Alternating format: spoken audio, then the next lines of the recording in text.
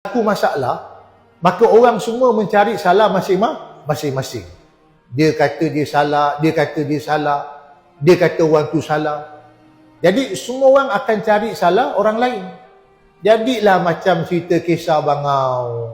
Bangau, oh bangau, kenapa leher kau panjang? Apa kata bangau? Macam mana leher aku tak panjang? Sebab rumput panjang sangat.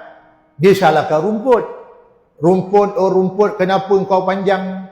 Apa kata rumput? Dia rumput kata kenapa dia panjang, sebab dia salah apa? Pasal kerbau tak makan aku. Dia salahkan kerbau pula.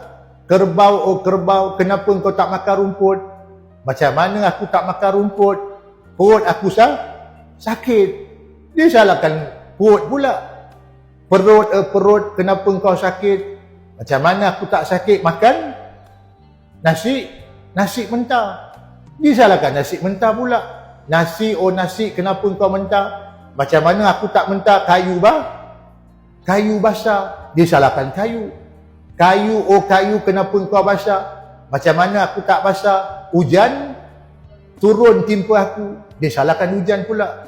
Hujan, oh hujan, kenapa kau turun? Macam mana aku tak turun? Katak panggil aku. Dia salahkan katak pula.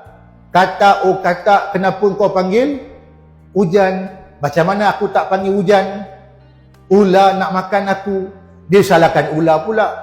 Ular, oh ular, kenapa kau nak makan katak? Apa kata ular? Katak itu memang makanan aku. Akhirnya, bila orang suka menyalahkan orang, dia salahkan dia salahkan dia, orang ni salahkan dia, yang ni salahkan dia. Akhirnya, kita semua jadi mangsa siapa? Mangsa syaitan. Memang syaitan kata, manusia memang aku punya makanan. Aku nak hasut dia, jadi geng aku masuk neraka. Sebab tu kan, bila berlaku apa-apa masalah, kita ni jangan cuba-cuba nak menyalahkan orang lain. Bila katalah anak-anak kita bermasalah, nanti kita akan salahkan cikgu lah gini, cikgu kata mak bapak yang gini, mak bapak kata kenapa. Jadi masing-masing semua salahkan masing-masing. Akhirnya semua kita ni kena tipu. Akhirnya jadi makanan siapa? Makanan tu, sepulan tu. Yang Allah kata syaitan itu adu mubin, musuh kamu yang nyata. Akhirnya semua jadi geng syaitan. Takut nanti kita tak bertobat, mati bimbang takut masuk neraka.